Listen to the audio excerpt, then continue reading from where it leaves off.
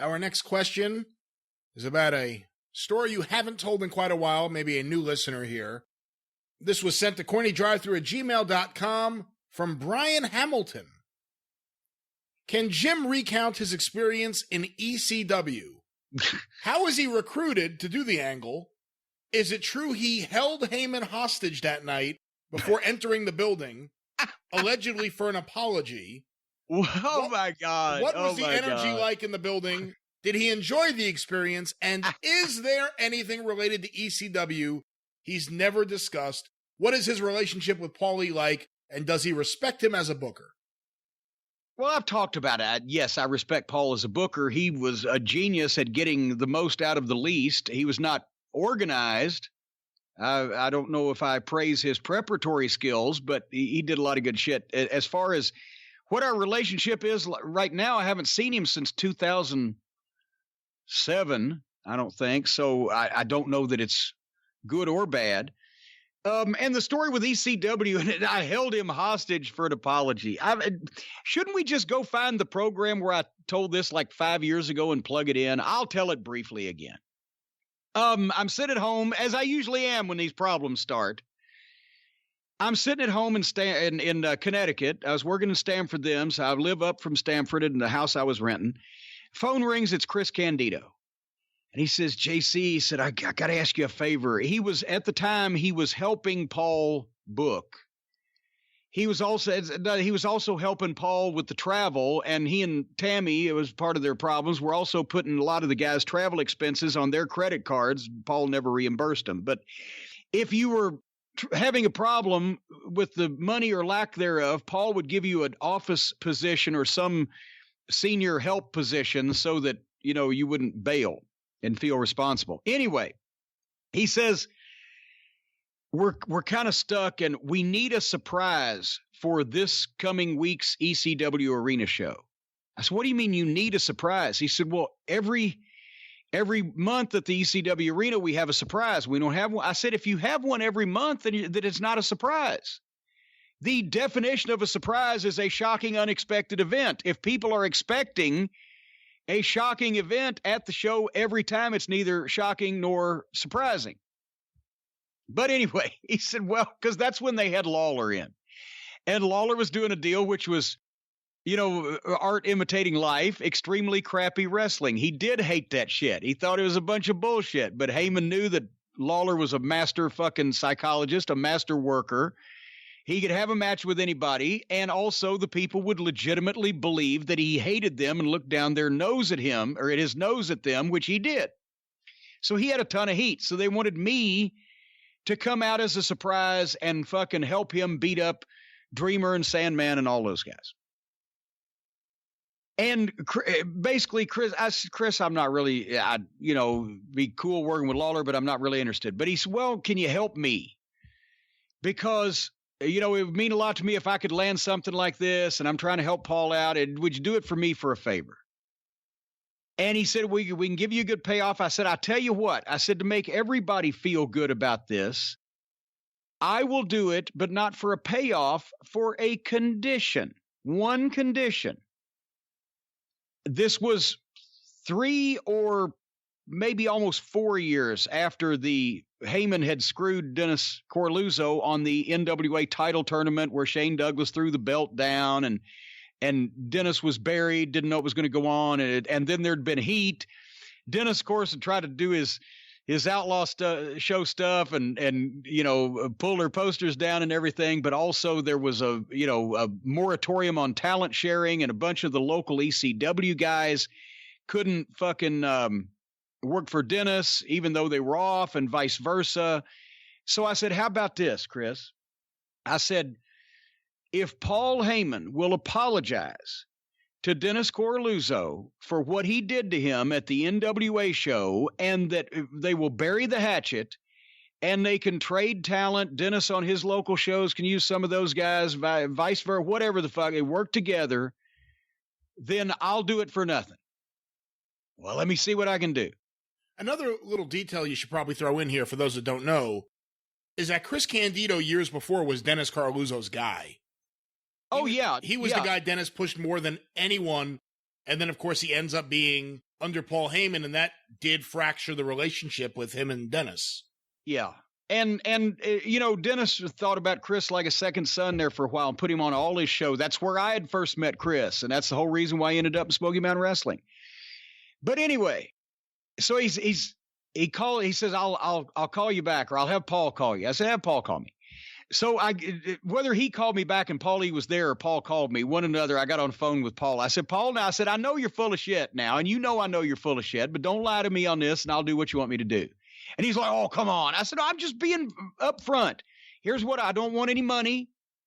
I just want shake hands, bury the hatchet with Dennis, and apologize to him for what you did. I'll do this fucking show for you. And it's open to do something else if everybody's happy. So that was the arrangement. But then he says, well, I'll send a ride for you. I said, it's fucking Philly. I'm right up above Stamford. I said, I can be there in 3 hours because it's a weekend. I'll drive down like I do everywhere else. No, I'll send a car for you. All right, well, just send him. I'll meet him at the office in Stamford. Okay. And I think then he told me on the phone also, and I'll have him take you get something to eat beforehand. I said, well, that's nice. But the deal was that instead of me, and this is answering the question of that the guy was asking about the atmosphere at the arena and all this stuff. Paulie was plain to say that we want this to be a surprise, so we're going to have you hide in the car until the last possible minute and then bring you in and run you to the ring, right? So I knew that was going to happen. So on the aforementioned day, I get to the office, Titan Tower in Stamford, park my car in the garage, and there comes a limousine. Not even just a car, but a limousine with the window where I can close it up and down on fucking driver if I want to and everything. And I get in there, and he drives me down to Philadelphia, where I'm scheduled. I've told Dennis I was going to meet him. We're going to go over together, and we pick Dennis up, meet him, and the driver takes us to Morton's Steakhouse in Philadelphia, where we walk in and the driver, everything is on Mr. Heyman, right? Holy. So not only did we eat like we were going to the chair, both of us, but Dennis, when he was on the way out, he was grabbing cigars, stuffing them in his pockets. I mean, the fucking bill was like $400. I'm like, I don't feel bad for fucking Heyman because I'm not charging him, right? And I didn't ask for a fucking limousine. The Mortons I would have fucking taken, right? I took. So anyway, the limousine then takes me and Dennis over to the ECW arena. And by this time it's dark because the show is already going on. Plus we're in the back of a fucking limousine with tinted windows. The first time that I went to the ECW arena for Ring of Honor television is the first time I actually saw not only what it looked like, but the fucking neighborhood. And I was dumbfounded. If I'd have known that we were going into that neighborhood in a fucking limousine, I wouldn't have done it.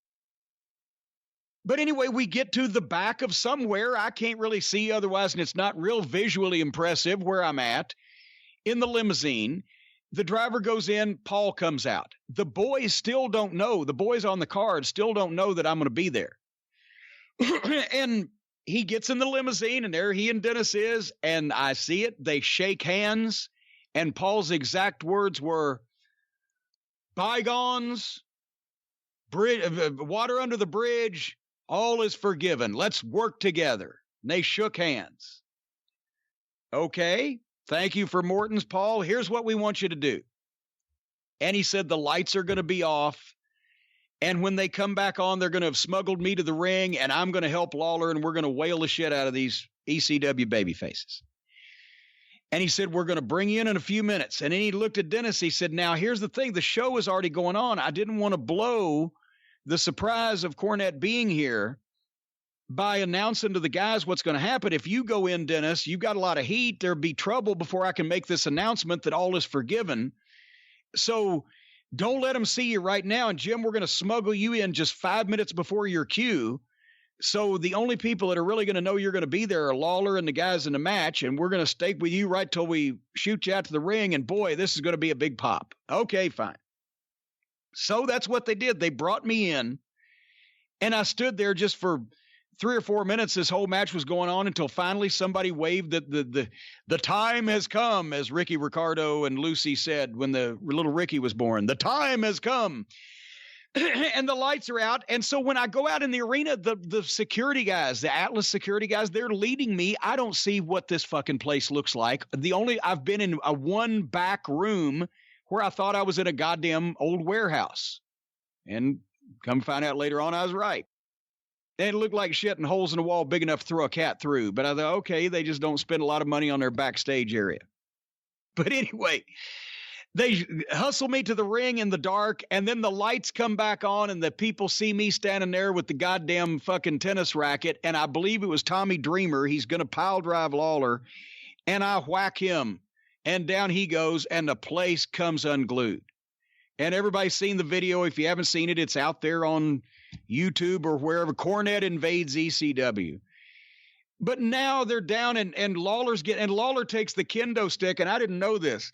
In the course of, I've got the racket and I'm beating on people, and Lawler's got the kendo stick, he's beating on people. He went over and he gave Tommy Dreamer a nut shot with the kendo stick. Well, Lawler is 99% of the time is unerring in his accuracy and his hand-eye coordination, right? Well, this was number 100.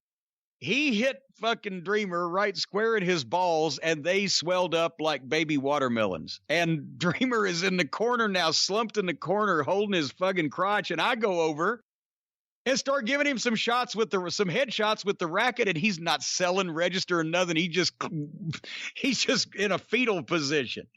And I was like, okay, how'd you see me? I just walk away from him. I'm like, well, what the fuck, right? He's fucked. He had to go to the hospital. But the people threw garbage, everything they could get their hands on. It was thrilling heat because they knew that I was probably the only other guy in wrestling that was the same as Lawler, that legitimately this was not a work, and I was not there because I was just working, but I disliked all of these people. So once we finish, I can't remember what the out was. We're knee deep in garbage, and the security grabs us and just says, run, and off we go. And as soon as we got back to the back, I didn't have anything in the locker room. The security guys grabbed me and ran me straight to the back door. Paul is standing there, and as I go by, he fucking throws an envelope in my hand and says, thanks, and I'm out the door and back in the fucking limo, and they said, we're going to get you out of here now, because like the people were going to be coming out and rioting or whatever, and we drove off. And I opened the envelope, and there's $750 in cash in the envelope. So we go back and drop Dennis off, and then I'm driven back to Stamford. There was no internet to speak of back in those days. I certainly wasn't on one, but then we heard over the next few days and, whatever the newsletters came out that this was a big deal and holy shit. And Candido called me, I think, the next day to say thank you or whatever. But you remember your Dennis Coralluzzo history better than I do. Was it the very next day, or was it the day after that basically Paulie accused Dennis of trying to steal some of his talent or do something, and said they would never have anything to do with each other, and he never went through on his fucking promise? I don't remember how long it was, but it was pretty instant. It was pretty quick. And then basically the one thing that I asked for, I got a $400 dinner at Morton Steakhouse that I didn't ask for. I got a limousine ride from Stamford to Philly and back that I didn't ask for. I got $750 in cash that I didn't ask for. But the one thing that I did ask for, I got in front of me at the time. And then within days, Paulie found some reason to not do it and never actually announced that it had happened to his locker room. So then Candido calls me and says, well, hey, you want to make Asbury Park next month? I'm like, no, I don't. I don't want to make anything else ever again. I said I would if everybody was happy. Well, you weren't happy? I said I was happy until I found out I didn't get the one thing I asked for. No, if Paulie swerved me again to get, man, he swerved me again, but he got me to do it. And then he gave me enough things that I didn't ask for to where he could feel like, or at least relay the story that, well, what else does he want? When the only thing I wanted was what I asked for to begin with. It's like when he told Dixie, well, only if you give me ownership, then I'll come in and straighten everything out. Well, that's because he knew that's the one thing she wouldn't do, and he knew he couldn't straighten it out because nobody could. And he didn't want to be involved, but he also didn't want to be the heel and turn it down. Then all the wrestling fans would go, why wouldn't Paul save TNA? So he made it TNA's fault. He's a genius. Do you think Paul ever had any intentions on sharing talent with Dennis, or do you think maybe he saw the Morton's bill and said, what the fuck are these guys doing? I mean, what do you think? What do you think? No, he did what he had to do to get me to come down and do the thing, and then he gave me enough other stuff to make himself not feel bad and or to be able to tell other people that it wasn't reasonable what I asked for. But the fact that he wanted you again, the fact that they actually had an expectation of you, I mean, it's an angle building up to another thing, whatever that would be, and they tried to get you for Asbury Park. If it's a one-off, I get that. I did whatever I could to get him here, and now that's that. But they had an intention to go forward with Jim Cornette and ECW. One would think, because nobody ever laid a hand on me. I beat up all their top baby faces and fucking left. But I don't know. I do not know. And once again, it's not even... It was some fucking bogus bullshit that Paul, a reason that he determined he wasn't going to work with Dennis, but he never even publicly announced that he was going to after he privately announced it to me and Dennis before he turned around and just reiterated to the public at large, well, we're not going to be working with Dennis Coralluzzo. And we ought to call Mark or somebody and try to track down what specific childish, fucking blow up they had at that point or whatever, to determine whatever kind of reason that he gave, because I can't remember what it was, but it didn't take 48 hours. So so to answer the question, did he just think I would come back, or did he just think, well, if he doesn't, it doesn't matter because we got our surprise? I don't know. It's, but it wasn't going to happen that way. And the thing is, a lot of those guys started out working for Dennis because they were all local guys. Other than the fly-ins, they worked for Dennis. A lot of them Sandman, Dreamer, the Pitbulls, and a lot of them would end up working for Dennis again after they left ECW. There were a lot of shows with Public Enemy and the Pitbulls and Big Dick Dudley and 911 and various people from ECW on those shows. And Dennis used a lot of guys that ECW later used. Dennis was the first one to use Sabu. He used Chris Benoit. Dennis was the first one to bring Eddie Gilbert to Philadelphia. Remember that? And he ended up, and then that's who Paul Iggy'd out of the book so he could take over ECW. Yeah, so I mean, there's a lot there. And then I believe after the NWA screw job in '94, Terry Funk walked away from ECW for several months because he was so upset about the way it went down, not just because of the NWA being treated like that, and he has a long history with the NWA, but Terry Funk was another guy that Dennis was bringing up to shows for years. Joel Goodhart had brought Terry in a couple of times before he folded up, but Terry had been working Dennis's shows at least half a dozen times a year. So, I mean, there's a lot there. We should probably talk to Mark one day, just so we could at least get his version of that famous Dave Baumkrat story where you guys were in the meeting room and he brought in the sodas. It's one of the greatest ribs ever because no one got hurt. Oh, but yes, so that was my glorious debut and final appearance in ECW in the same night. I came in, beat up all of their top baby faces, left without anybody putting a hand on me, and got everything except what I'd asked for to do it to begin with.